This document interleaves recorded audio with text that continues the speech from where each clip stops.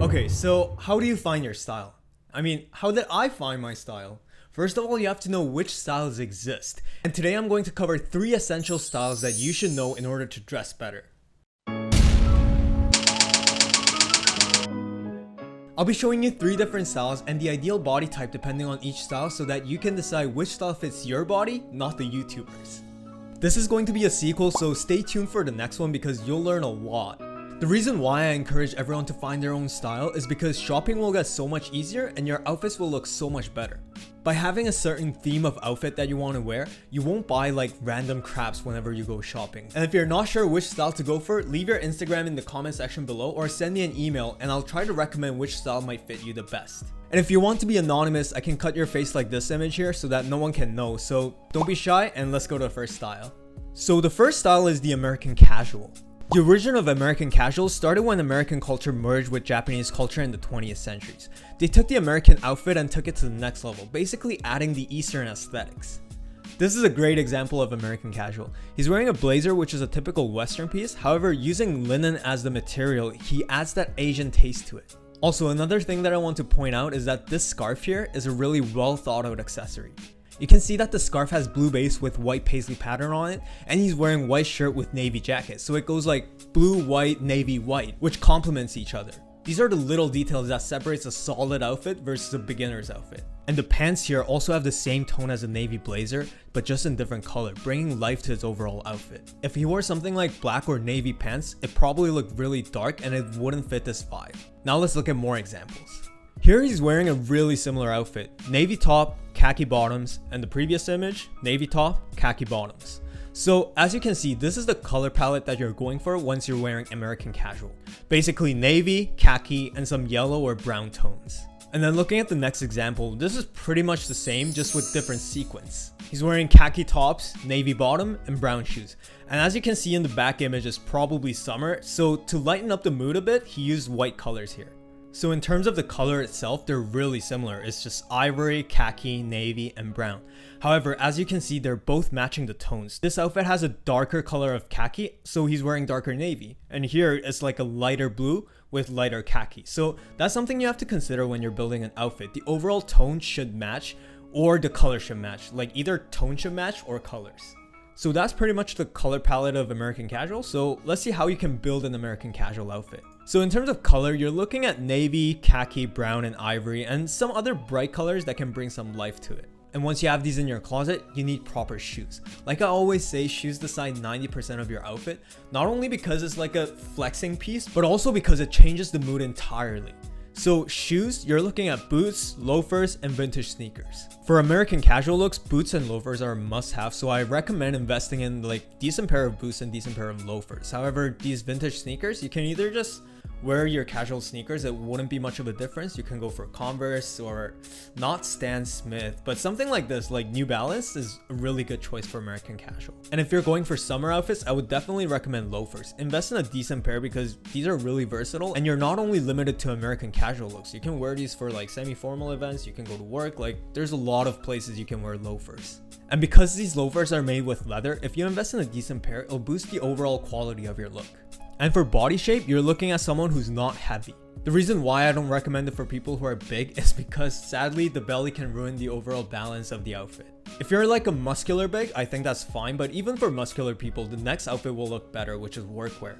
To be honest, there's not many outfits that look better when you're heavier, so if you want to pull off a perfect outfit, I definitely recommend working on slimmer body. Now let's go to the next one. The next one is workwear. This is one of the big branches of American casual looks, but I wanted to separate it because it's quite different. As you can imagine by the name, workwear is inspired by miners and other labor-intensive jobs.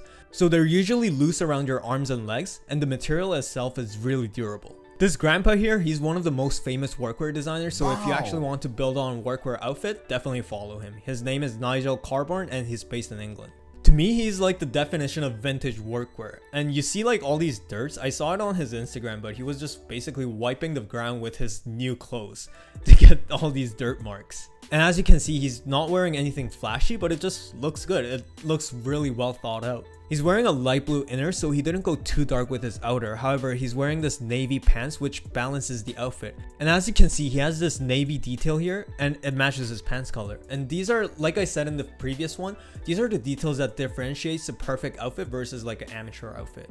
And in terms of color, really similar to the American casual looks, Workwear comes in brown, blue, and khaki. So if you see in the back rack here, these are basically the colors of Workwear.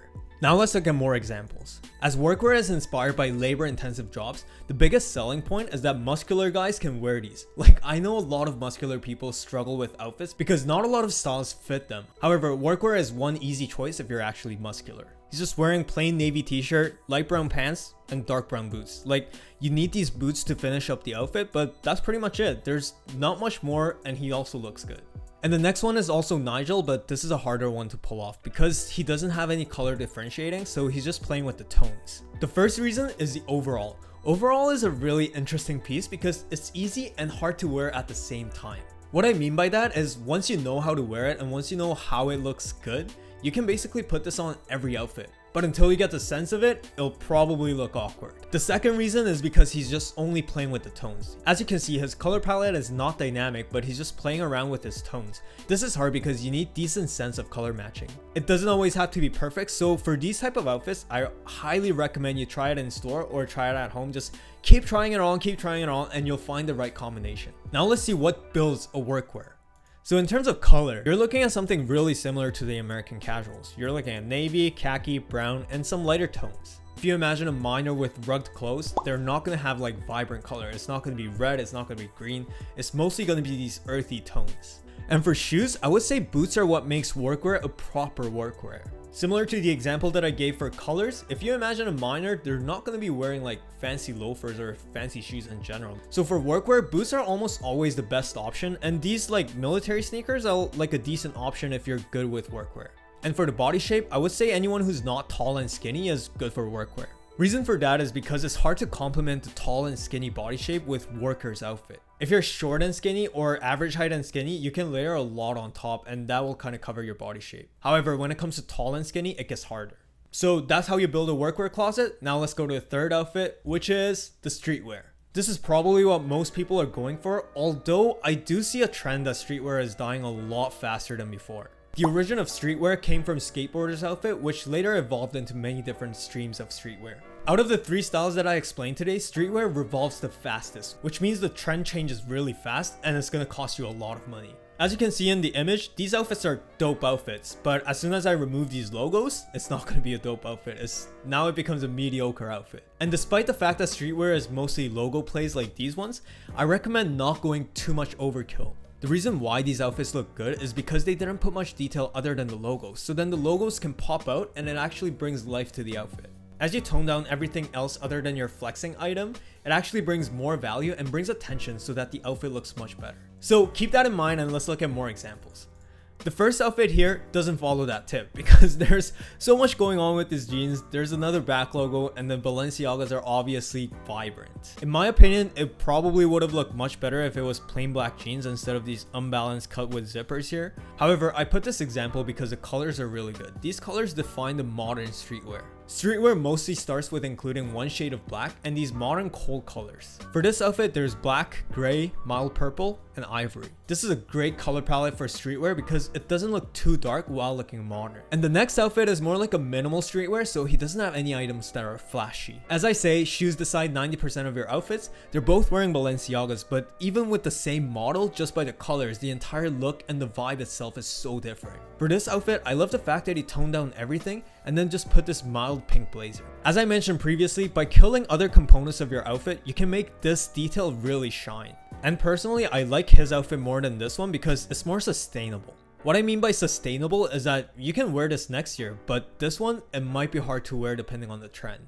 So that's basically how you go about building an outfit. Now let's look at individual components. So for colors, you're looking at black, gray, white, basically achromatic colors, which means it doesn't have color, like shades of black, shades of gray, shades of white, like those don't have colors. And then you can add vivid colors to bring more detail to it. Now for shoes, you probably know what it is. It's the hottest sneakers and Jordans. It's undeniable that if you wear expensive shoes for streetwear, people will be like, oh, that's so dope. That's a dope outfit, regardless of how it looks overall. And I think YouTubers are also partially responsible for this because they style themselves and review these hottest sneakers, then it just becomes a thing on everyone's wish list. I wish YouTubers in general can expand the spectrum of styles they wear so that everyone can build and find their own style instead of just wearing streetwear and dandy looks. Anyway, putting that aside, if you're looking for Jordans, I recommend the Jordan 1s. They're the most classic Jordans, so people don't get bored of it, and recently it's gaining more popularity. And for body shape, taller the better in streetwear. Because the items are so big and chunky and even the printings are so big, if you're short, that will make you look shorter, so it's not a path that you should take.